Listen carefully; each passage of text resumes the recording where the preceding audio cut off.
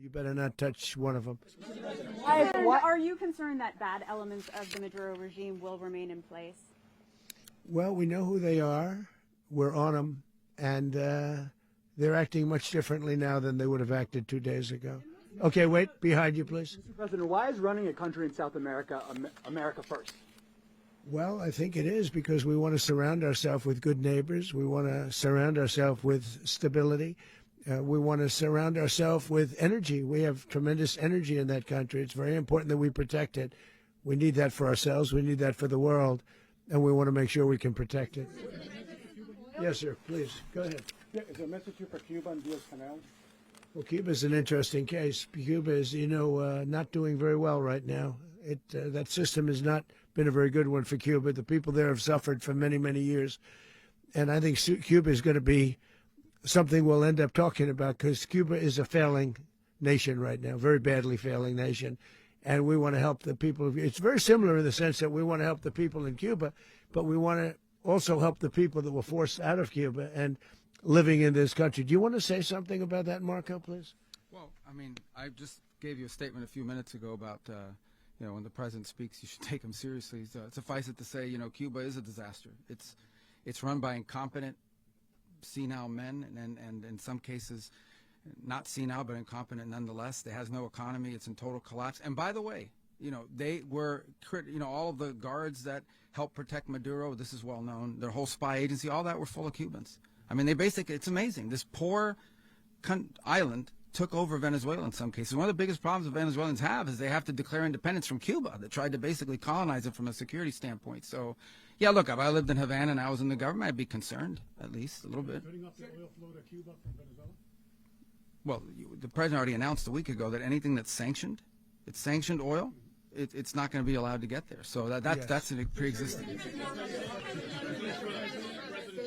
The answer is yes. Yes. Is the U.S. aware of the location of opposition leader Machado, and have you been in contact with her? No, we haven't. No, we haven't. Mr. President, Mr. President, on Monday. Oh, I think it would be very tough for her to be the leader. She doesn't have the support within or the respect within the country. She's a very nice woman, but she doesn't have the respect to be the Mr. leader. President, is it possible that the U.S. ends up administrating Venezuela for years? Well, it won't cost us anything because the money coming out of the ground is very substantial, so it's not going to cost us anything. We want safety there. We want to be surrounded by countries that aren't housing all of our enemies all over the world. That's what was happening, and you don't want to have that. But we're going to be rebuilding, and we're not spending money. The oil companies are going to go in. They're going to spend money.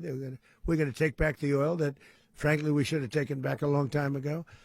A lot of money is coming out of the ground. We're going to get reimbursed for all of that. We're going to get reimbursed for everything that we spend.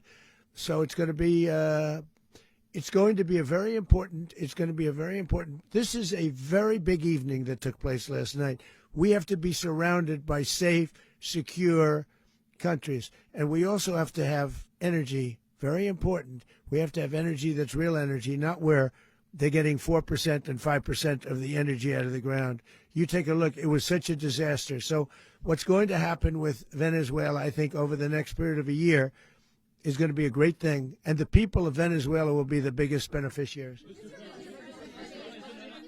When you send in the U.S. military. Mr. President, thank you. What did you last speak to Maduro about when you spoke? And is the Well, US I don't want to get at war into with the Venezuela? conversations, but I did have conversations with him, and I said, you got to surrender. And I actually thought he was pretty close to doing so, but now he wished he did, yeah. You said that Maduro is responsible